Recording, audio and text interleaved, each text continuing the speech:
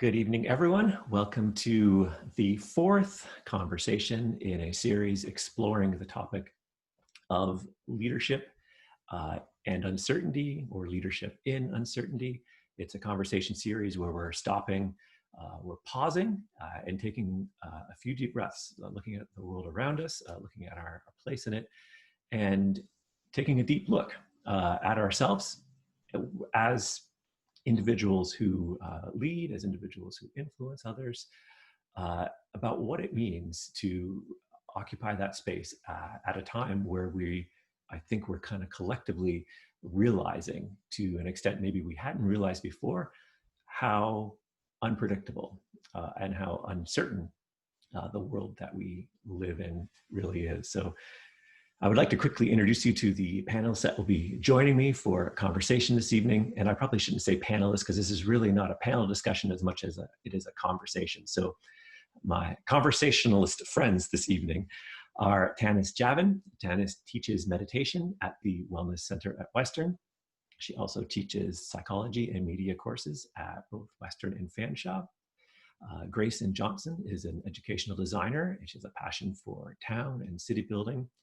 She's a co-founder of the Incremental Development Alliance, a US-based nonprofit that trains locals to rebuild the essentials of strong neighborhoods. Kate Graham researches, writes, teaches, and speaks about politics in Canada's cities.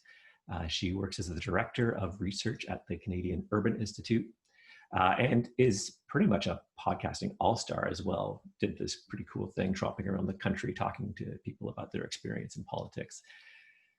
Samir Vasta is a letter writer, urban explorer, tea drinker, and a strong believer in the public service and civil society. You might guess from that description that he is himself also a public servant. And Tom Peace is an assistant professor of Canadian history at Huron University College. He also writes for and edits activehistory.ca, which is a great website. It's a standard in my RRS feed.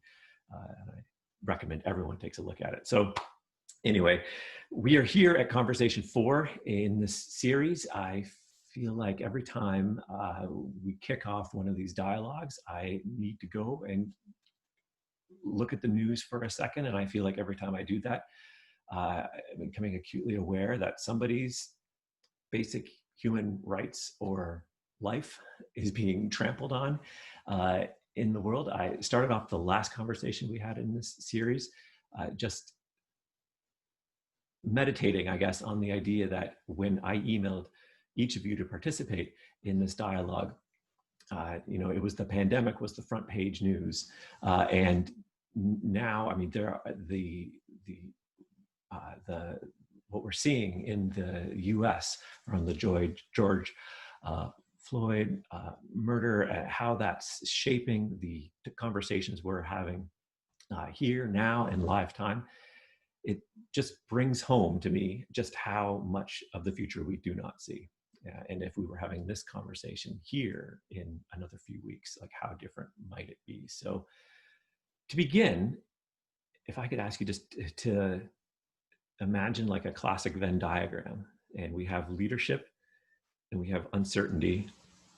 What for you right now, whether personally, professionally, or as you look at the world around you, what's in the middle right now? What's occupying your mind, your mental space, or your attention in this moment right now? Samir, would you mind if we started with you, just to get the ball rolling, and then we'll invite the rest of you to jump in as we go. For sure. Thank you, James. To embrace uncertainty, I'm going to actually break your question immediately because I'm not always a good follower of rules. But instead of thinking of it as a Venn diagram, I've actually been thinking of it a little bit of the hierarchy of needs in a pyramid, really thinking about leadership as a comprehensive set of ways we operate, and this comprehensive set of ways we kind of interact with others. And uncertainty and the ability to engage with uncertainty and the ability to navigate uncertainty being one of the core base levels of that pyramid, even outside of this pandemic time, even outside of the world that we're living in right now. I think there's this idea that leadership is making the right decisions. And a lot of times we need to step back and remember that some of the best leaders aren't the ones who make the right decisions, but the ones that are help us to navigate uncertainty so that we can therefore make our own decisions effectively. And so I've been thinking about how do leaders really build that foundation of navigating uncertainty and being able to embrace uncertainty. And there's been caught up in this idea of the perpetual present a lot, especially these days, where when you don't have something to look forward to, when you can't anticipate what's coming up, you're always caught in the now. And what does that change in our world if we're always caught in the now, if we're always in the present? And then also kind of bringing it back to what you were mentioning earlier, James, about kind of the world that we're in right now.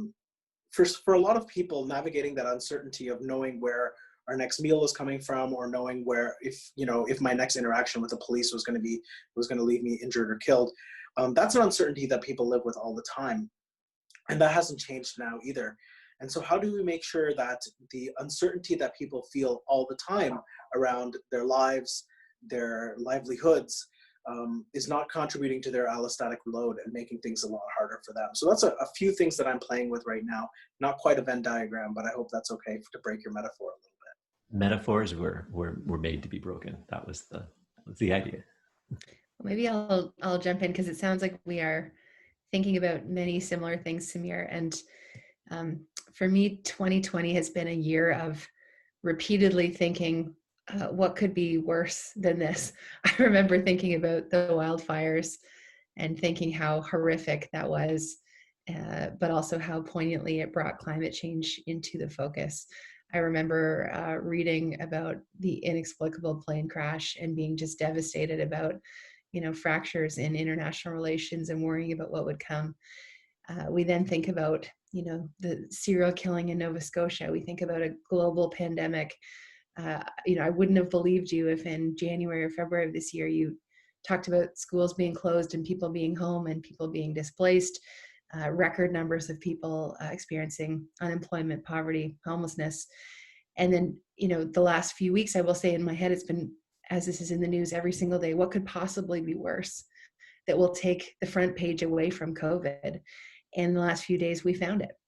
We're now all thinking about racial injustice. And so for me, it's been a year of sort of consistently being surprised and deeply concerned and feeling like the world is shifting.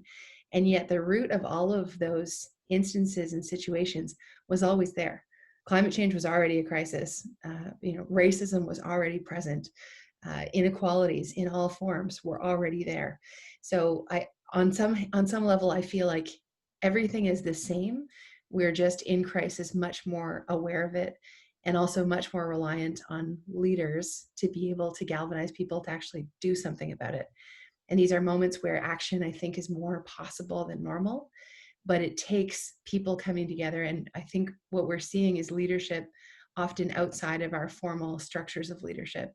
I don't know how much we'll get into American politics in this discussion, but leadership is coming from lots of places and not the places that it naturally should.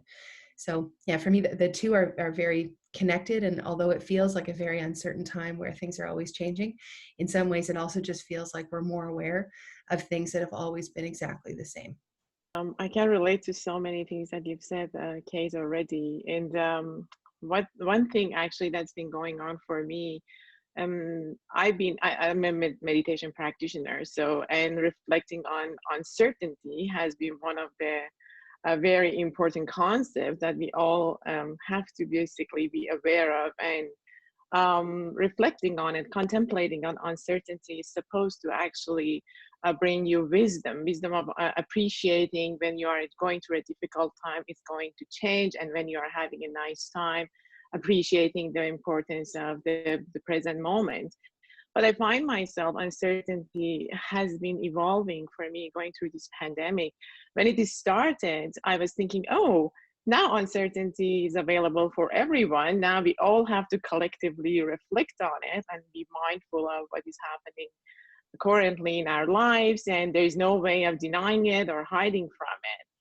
But I think what sort of distinguished this uncertainty for me is I'm also a trauma and structural violence researcher. So I'm very much aware of this uncertainty being accompanied by a level of threat to our safety, to our trust. So there are other issues that are going on that is sort of, it seems like it's putting us all in a position of pre-traumatization, that it feels like not knowing what's going to happen next, as you said, what's going to be on the news next, is a very different sort of uncertainty that we need to deal with.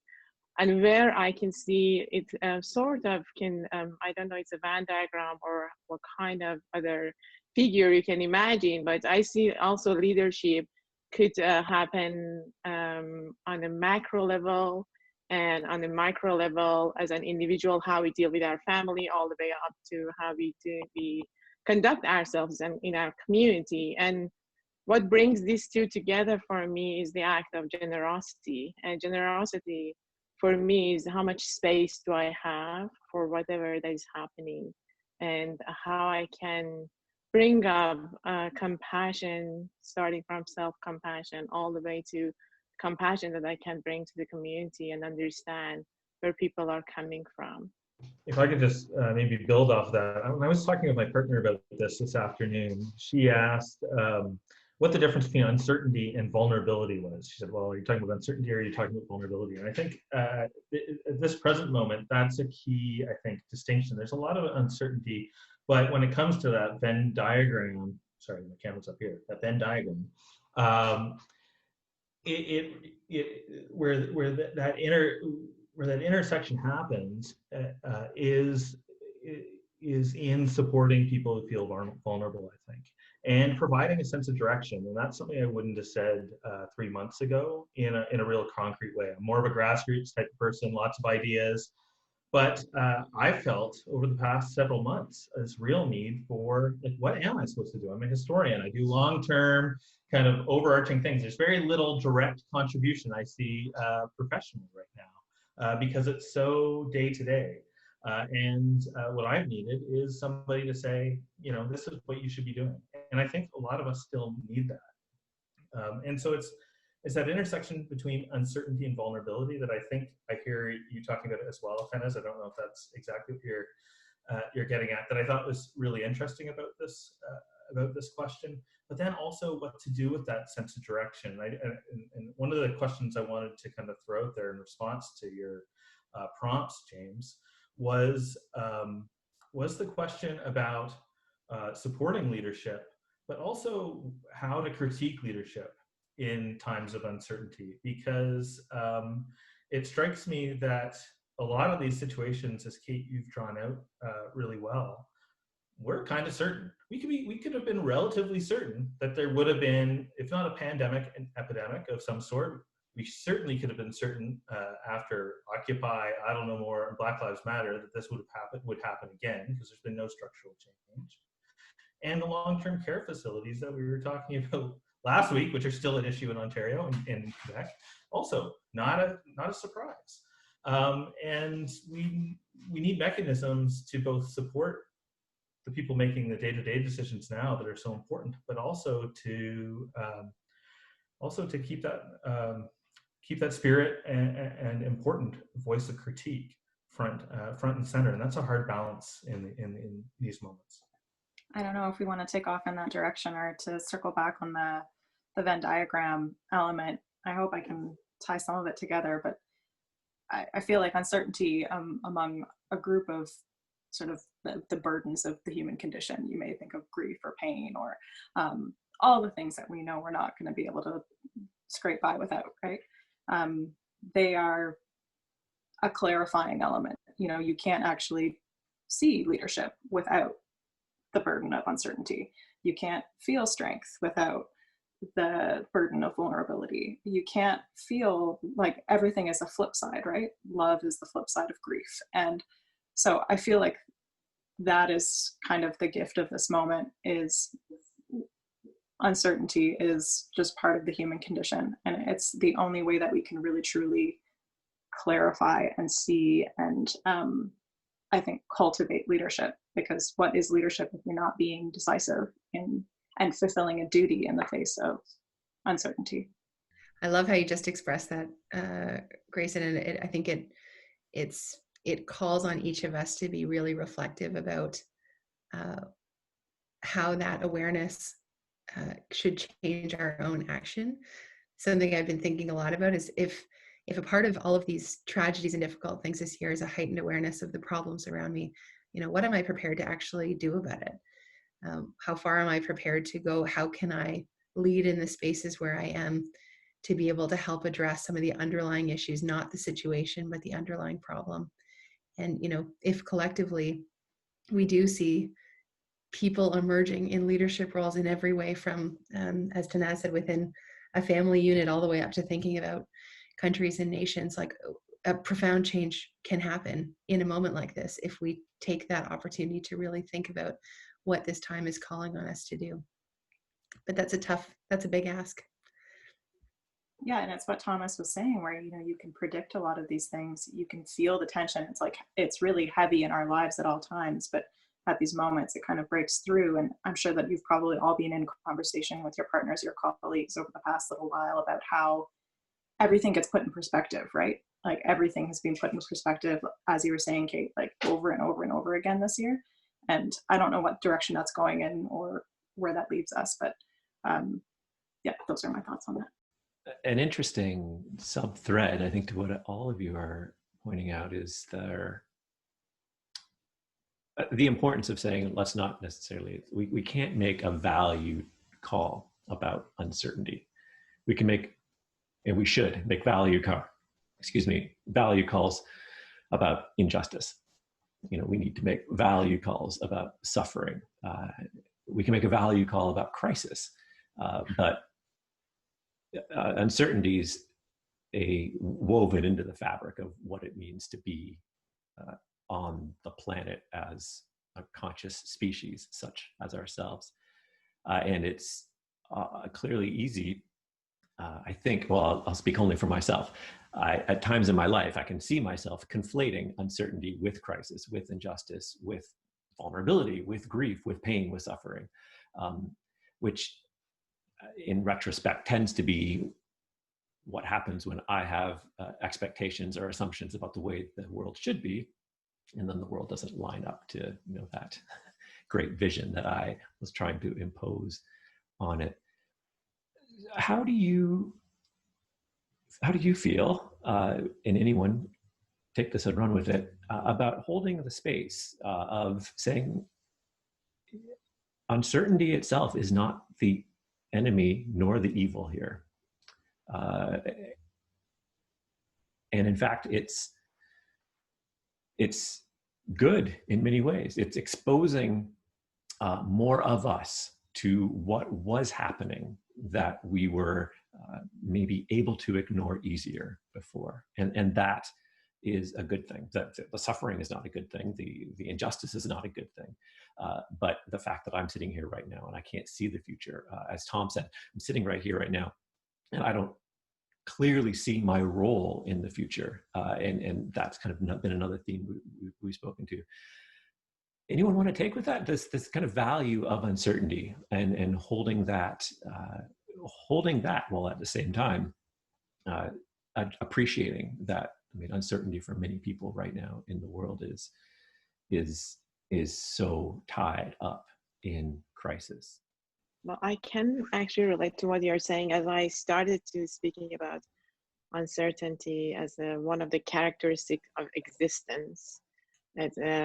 We call it in Buddhist practice anicca, so impermanence. So it's actually has double meaning, and that's the reality we deal with. That word is somewhere that it's impermanent. Everything changes, and there is no intentionality in that reality. It's our interpretation, and it's our attachment to certain outcome that makes it difficult to deal with uncertainty. And I think one thing that I see now that is happening, and maybe sort of relates to what you are saying, is dealing with structural violence maybe has been on the radar of so many of us speaking here, but not collectively. And because we want things to be in a certain way, because we want things to stay a certain way, because that makes us feel safe. And in this moment of uncertainty, because of what is happening, actually, we've been able to let go of the outcomes that we have been attached to. And now we are more aware of what is really happening. And we are faced to that uncertain part of the community, the societies that we've been ignoring for a long time. I want to toss another question out just because something I'm thinking about. People have been mentioning that uncertainty is part of the human condition, and this is something that we live with all the time. And the question I ask myself then is, why is this so different now? If this was something that is part of the human condition, why do we feel so unprepared, and so many of us feel lost at sea at this time, where uncertainty feels perhaps more poignant or perhaps more salient in our lives? If it's supposed to be part of the human condition, why have we not felt that before? Or if we have, what were the things that were anchoring us? I'm thinking a lot of a sailing metaphor where, in the past, where it was fine for us to have our rudders down and the sails up and then anchor whenever we needed to. I mean, right now we feel anchorless. What was anchoring us before, and why does it feel so different right now? I think it's a great question. For me, one of the big changes right now is how much agency has been taken away from people, or that's how it feels. Like even simple things like the ability to plan ahead right now is in question, right? Someone who was planning to get married and have a wedding, or go on a trip for a special anniversary, or for people who are in, working in a large company, will my job still be there? Will my partner still be able to access the kind of care that they need in this environment that we're in? So I think, for sure, uncertainty has always been a part of the picture, and it is a part of the human condition. But there are things going on right now that are very day-to-day, that speak to our basic needs, that all of a sudden have been called into question, and we have no control over, nor do we have any idea when things will go back to normal, should normal even exist on the other side of this. Normal in air quotes, because that will, whether or not that's actually what we want is another whole question. But I think people are feeling a real loss of agency and control right now. And that's putting the normal level of uncertainty into overdrive, where they feel like they have lost the ability to do basic things that brought a lot of comfort and control into their own lives. That's just my sense. If I can just build off of what Kate said, and I'll put on my historian hat, which I actually had intended not to do in this talk. But anyways, I don't like just being defined by what I do for a living. But I also think there is something, the post-World War II period has given us so much choice and removed a lot of the real visceral uncertainty of most of human history. I mean, we don't deal with death, dying, and injury in the same way that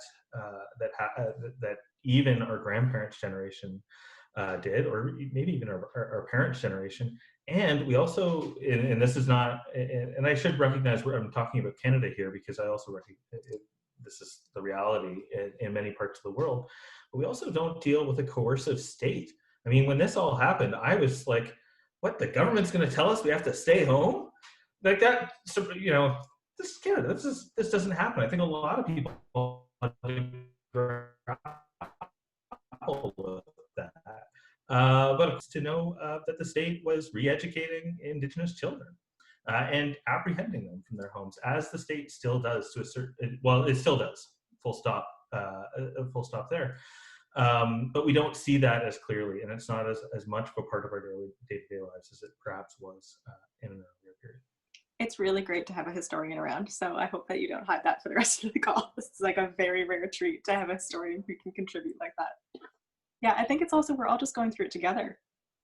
It happened. One of the first things I saw after the lockdown was announced across all kinds of cities is just people posting pictures of their dogs saying like, oh, my dog is super happy that life is canceled, which is there. Everyone's using humor to try and to deal with it, right? But it was like life got canceled for all of us. Not canceled, but you know what I mean? It, like everything stopped at once for everyone. And that's pretty rare. But Samir, to your point of, you know, right now what we're seeing with all of the protests everywhere, and rightfully so, I wonder what the connection was between all of us being together in lockdown and this kind of uncertain crisis, and how that created the conditions for this this new kind of adaptation to civil unrest. Yeah, it's a great question. Yeah, and I was actually thinking of that because the idea of kind of collective uncertainty, and as uncertainty as a collective experience, might actually have been the catalyst of a lot of the things that we're seeing now, where maybe we're more open to collective experience. Maybe we are more conscious of, if we are all going through this together, what else are we going through together that perhaps we hadn't noticed before. You know, not just being uncertain, but the collective not having answers, and then working together to find those answers rather than just leaving it to ourselves or to our close groups to find our own answers. Perhaps has been a catalyst for some of the things that we've been seeing, particularly now in this weekend, around kind of, we're all seeking these answers together and we all have shared frustrations. And obviously this affects certain people more than others, but we are all open to having this collective experience now that perhaps we weren't before. I love the idea of this strengthening the collective, but if I can take a counter view for a moment, I'm feeling less, the longer this goes on, the more I'm feeling like we're actually not all in this together. We're not in the same boat. We're not even in the same storm. I saw someone speaking about that, and I thought, what a beautiful way to express. Like, I feel more uneasy about my own privilege the longer this goes on, because, you know, by virtue of this call, like, I have the internet at home. I have a computer. I can work from home. My income has stayed the same. My expenses have plummeted because I go nowhere and I make every meal that I eat now. And, you know, so life in many ways is fine, or even my gardens have never looked better. My closets have never been more organized. You know, like, I've been able to adapt to this in a way that for so many, you know, if I didn't have a job to return to, or I had a job where all of a sudden I was facing personal safety and I had children at home that I had sole responsibility for, is an impossible circumstance. People who are, you know, I mean, obviously over the last week, we're all, you know, I'm not someone who experiences racism. Layer all of that on top of the situation that we're all in. And there are people who are taking to the streets, facing the personal risk of not only their health and safety, but also violence, because they have to, because it's so wrong what's happening. Because when a president is tweeting white supremacist kind of tone comments, you can't stay home. It just, so I feel like the longer this goes on, the less we're in this together, and the more kind of extreme the polarization that already existed is becoming. And it's making me feel more and more uncomfortable with every time I feel like things have gotten a little easier, or I figure out a way to navigate through this, I feel like I'm even further removed from the people who are experiencing the brunt of this. And I worry I'm losing the ability to empathize and be a part of that collective experience as we become more isolated in our own realities. So, not to be a downer, but I love the idea of the collective. I just don't know that that's how we're emerging out of this. Oh, very true. It's interesting that, like, money and social class doesn't eradicate uncertainty from a person's life. Like, there's still randomness, right? So you can be the, you know, the rich and the famous stereotypical person who has won success in life, and you still get cancer, you're randomly hit by a bus, like that kind of thing, right? So so resources don't eradicate uncertainty itself, but it definitely does create some kind of a buffer. And I think that that buffer seems to be a sense of, at least maybe it's bestowing that sense of agency we were talking about before. It bestows a sense that, you know, I have some control, or I can exert some control over my future. I can be this thing that I can be down the road in the future. And Kate, just to build on what you said and what's been mentioned a few times, in how the present moment is peeling the layers off, not only the things around me that I couldn't see before, but it peels that the veneer of my own privilege is sort of pulled away from my eyes, right? There's almost like you didn't use this phrase, but I would almost describe it as a certain privilege guilt that comes with, seeing everything happening around me the way it's happening, realizing increasingly that these things, do not affect me, right? And so what do I do with that? So I think that's, and again, not to make the whole discussion about, the problems of privileged people, but I think it's worth acknowledging that. And it's not just the buffer. I think having access to resources and privilege also gives you more methods and tools to deal with that uncertainty as well. So if we are all in an uncertain time, having those resources, myself, the resources that I have allow me to navigate and allow me to be able to go through the uncertainty in ways that others can't. So it not just buffers me from that, but as you mentioned, James, I think it gives me a little bit of an agency where I can actually take steps that other people don't, because I have access to resources, whether that's financial or otherwise, that other people don't. So the question then becomes, how do we actually use our privilege and use those resources that we might have in the service of others? And how do you do that to help, particularly salient to this conversation, to help them be able to navigate uncertain times as well? I don't know if this is related or not, so I'm just going to throw it out there. It's something I've been grappling with for the past week and a half. The Economist ran a piece a week and a half ago about educational freedom in Hong Kong and the ways in which curriculum changes have been taking place since the transition.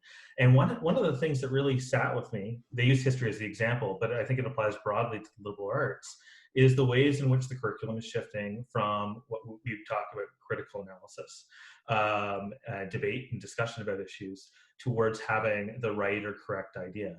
And that didn't resonate with me specifically because of the example in terms of the relationship between Hong Kong and China, but it's something that I think we see time and time again in our own everyday lives, whether it has to do with media literacy, whether it has to do with public debate and discussion. I mean, there's a lot of shouting at people, but there isn't a lot of conversation and dialogue. And I think that's an important part of this question of privilege, because there's no easy answer, because it's all well and good to say, well, we should have debate and discussion. But of course, people who are precariously employed, people who are structurally vulnerable, don't have the liberty to debate and discuss. And it's a huge privilege, but it's also a core value in terms of the society that we live in, and a society that I think enables individuals to be free. Well, it's interesting, even this discussion itself, right? So we framed this, okay, I'll take responsibility for it. I sent you all an email, so I guess it's my fault. We framed this around leadership, right? So we said, like, let's think about leadership and uncertainty. And so by nature of the society we live in, just by using this kind of concept of leadership, we're creating a somewhat self-selecting group to have this conversation based upon people who occupy some sort of position in society that presumably does leave us with a certain sense of agency or influence or something like that.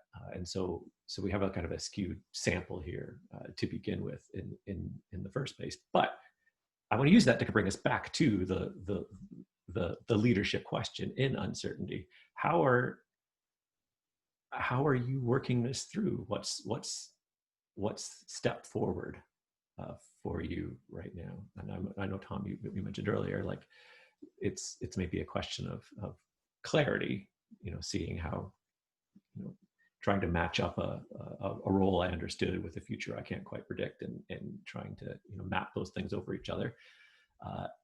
That sounds familiar to myself as well.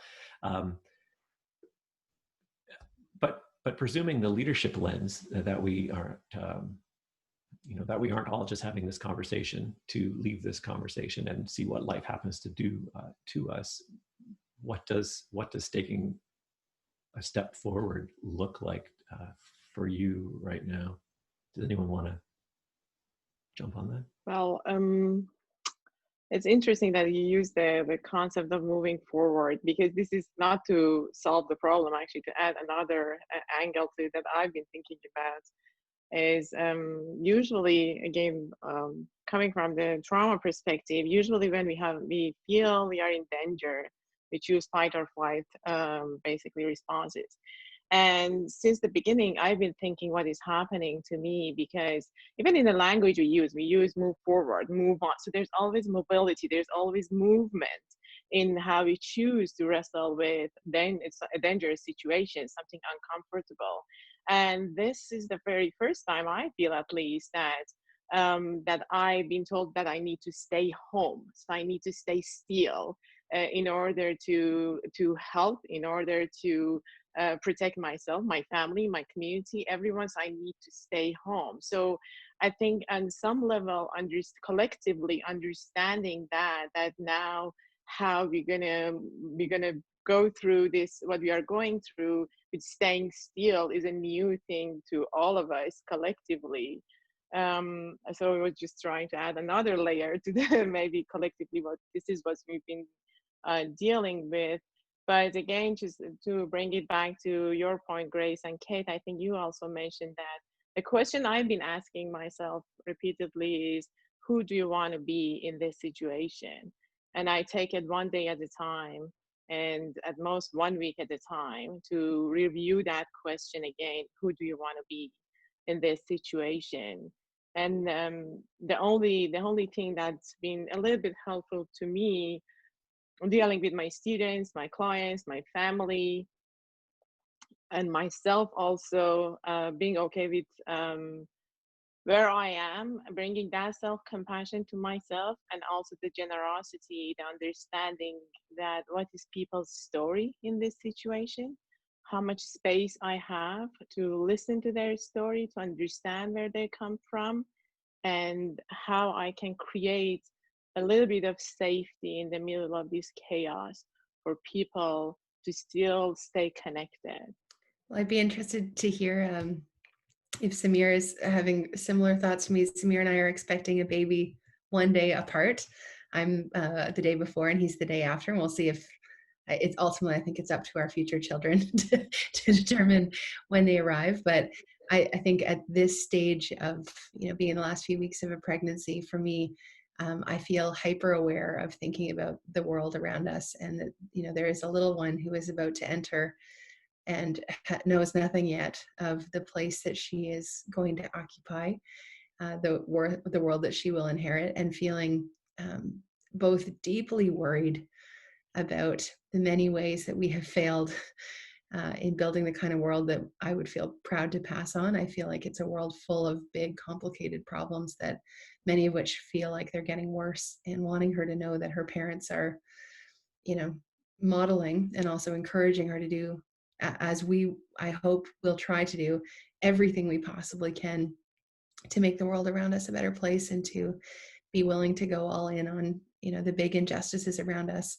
So wanting to be able to pass that on, but appreciating that it's a moment where so much of this feels out of control. So for me, the next, in terms of like the big move forward, is trying to think about what are the things that I can do to ready her for this world, but also this world for her, and knowing and feeling utterly unprepared to do that. But that's a certainty. That's a timeline. She will arrive and life will begin, and it will follow a schedule from there that I have no control over. And so I'm grappling with that and trying to think it through. And Samir, I don't know if these thoughts are on your mind as well. No, they're completely on my mind. And I think that idea of kind of, like the way I explain it is I'm perpetually terrified and excited all at the exact same time, because yeah.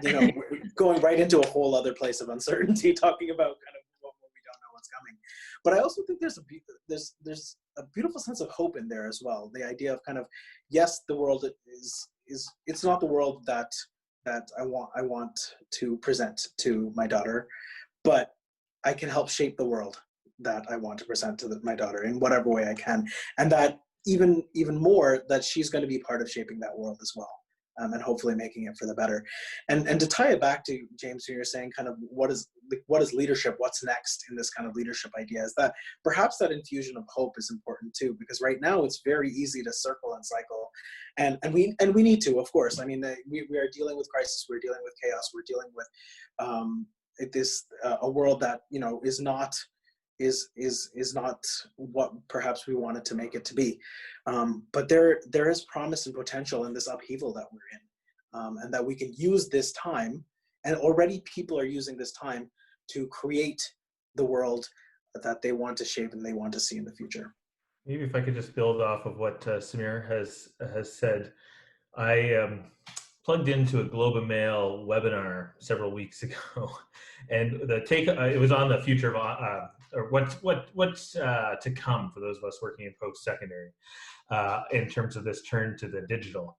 And Jessica Riddell, who's an English professor at Bishop's, used this phrase of highly relational virtual communities.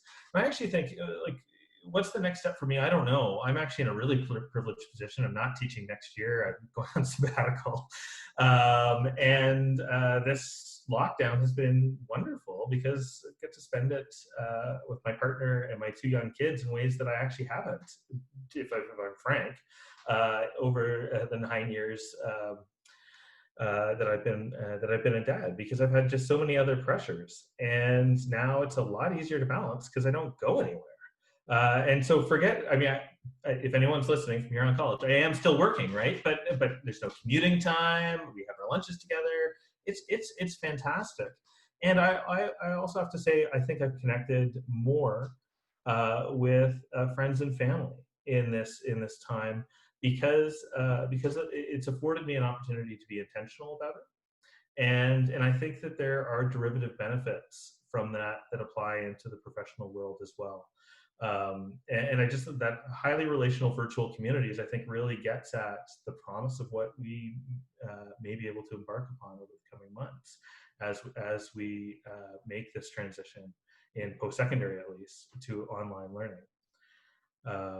Of course, there's still a lot of what ifs and that sort of thing, but I don't think it's all bad. And I think that's one of my big critiques of the discourse around post-secondary, the field in which I work, is a lot of it is doom and gloom, coming from the students, coming from the faculty, coming from administrators.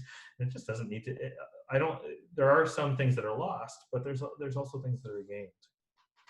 To bring a circle, let's not call it closure, because uncertainty doesn't come with closure. But Tanis, maybe we can come back to what you mentioned a few minutes ago. I love how you took my, moving forward metaphor and gave it that little tweak, the little, hey, who said moving forward is the point all the time. That would be something I wish we had more time actually to delve deeply into, because I feel that. And then at the same time, when there are so many other people in crisis around me, regardless of the privilege I hold, it doesn't seem like sitting still is tenable. And yet sometimes it's in this moment, it's also forced. So there's all kinds of, colliding pieces there all at one time. But I think I just love anything that, takes a metaphor or a common saying and turns it on its head like that. Thank you for bringing that forward. Maybe in closing, just because I realize we only have 5 minutes left within the hour. Is there anything that you would like, any one of you would like to say in response to something that else that you heard from someone else in this dialogue, or something that you feel hasn't been said that needs to be said yet? With COVID, we've seen across the world people having to make leadership decisions and just they have to make unpopular choices. And what I've seen just as a trend is the ones that seem to go the best and the people that seem to elicit the most compliance are the ones that really lead with compassion for the situation, for people being people. People are going to be people. And that's something that I've really appreciated and noticed, is that it seems to work best in these circumstances when you lead with compassion. Yeah, just to build on that, I was looking at some of the leaders that I've had the chance to work with and under over the past few months, and one of the things that I've noticed that the best ones do are have a strong recognition that there is no going back to normal.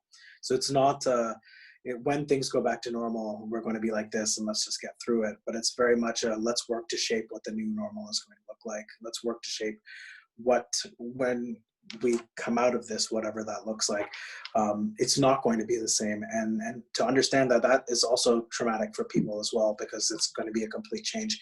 And for people who are able to embrace that it's going to be different and that's okay, and then help you navigate the trauma and the load of kind of shifting to something that's completely new. And the best leaders have, so far for me, been the ones that have been able to say, yeah, it's uncertain and we don't know what it's going to look like going forward, but we need to help shape that as much as we can. Well, I've really appreciated this thoughtful discussion, and I think each of you have kind of shaped how I'm thinking about this moment in lots of ways. Samir started by talking about the hierarchy of needs, and then I think Thomas talked about it being a privilege of even being able to have the luxury of thinking in this way about the moment that we're in. And so the kind of thinking that, that we've just been talking about, what is the new, what do we want to shape in terms of what normal looks like? What are the places where each of us can help change the world around us? Like, it's a position of privilege to be able to think through that isn't held if you are, working the front lines in an emergency room right now, or you have you have kids at home for hours and hours from 6 a.m. until they go to sleep at night, and you're also trying to hold down a job that may or may not be stable. So I think for me, one of the takeaways from this discussion is just being aware of, even being able to be a part of a conversation like this is a privilege, and making sure that the people that we're listening to, in terms of, to the extent that we get to shape what the new normal looks like, is really well informed, including by people who don't have the luxury, privilege, and liberty to be a part of conversations like this right now, because they're just too tied up with things at the bottom of that hierarchy of needs. So I want to be more deliberate and intentional about that. Yeah, I'll just be frank. I'm still really grappling with the whole. I still don't really know. Like, the uncertain moment leaves me in a place where I just my mind is racing with thoughts. And this discussion has been so rich. But I also think part of it is acknowledging. Maybe, I mean, that's one of the things that I've been really grappling with, trying to acknowledge where I'm not comfortable. And especially early on in this, but it still comes back, where I can remember in the first 2 weeks just really grappling with what was taking place. And I think maybe to resonate with some of the other things that have been said, I mean, I think it's really important that we also have those types of public discussions. And I think that we have seen that. Just to get back to where you one of the things that you just mentioned, Samir, about leaders having compassion, or maybe it was grace. I can't remember. I can't quite remember. But I think that that's it. And leaders who are recognizing that they're also going through this as well. I mean, I thought one of the real early comforts, if you will, was the fact that Sophie Trudeau had COVID, and Justin Trudeau's apparently juggling. We never really saw him, or maybe we did. And I don't have a TV; I just have Netflix. Maybe we did see him juggling all this stuff. But I thought it was really something to recognize that here is this the Prime Minister of our country, and he's more or less doing what we're doing. And there is something, I think, that's really important about that. Or when Doug Ford goes up to his cottage and he says it kind of screwed up, we can kind of see people grappling with this. And I think that's really important. Yeah, thank you so much all. Like, it's been a great conversation, and I really feel privileged to be among you talking about this concept. And it's hard for me actually to sort of come to a conclusion. I still think it's very early on to decide about anything for me. But again, it's as I started with, I've been a meditation practitioner, and one of the core concepts of meditation is you focus on your breath, you get distracted, you come back to your breath. And for me, there are days that I get distracted with different things. And what I'm trying to do is come back to that breath and find that breath every day, find it, what is it for me today, and try to stay with it. And if I get distracted, that's also okay. And as long as I remember to come back, I'll just come back. I'm so thankful to all of you for your willingness to wade into a discussion that manifestly at the outset doesn't lend itself to a conclusion. It doesn't lend itself to the idea, the concept of a final word, right? As soon as we've opened the door to uncertainty and impermanence, then we've opened a door to adaptivity and fluidity, resilience in the best case scenario, but not the kind of conversation, and none of the previous conversations in this series have landed on here's a final word, and I think it's you've all alluded to this, I think, in different ways, but that is in itself a little disorienting. It's a little bit disconcerting that even the conversation itself doesn't have a big period at the end.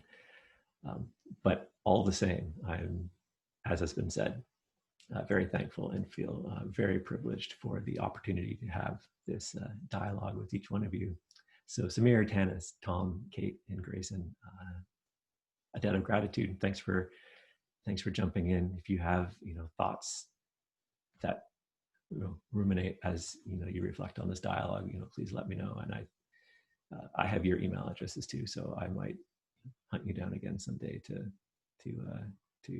continue this journey. Probably the best word for it. So thank you so much for joining me.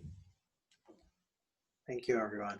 Yeah, thanks, Yeah, Rusty. thanks a lot, everyone. Thanks, Thank James. you. Nice to talk to you Thank all. you. Yeah. Yeah, likewise. Thank you.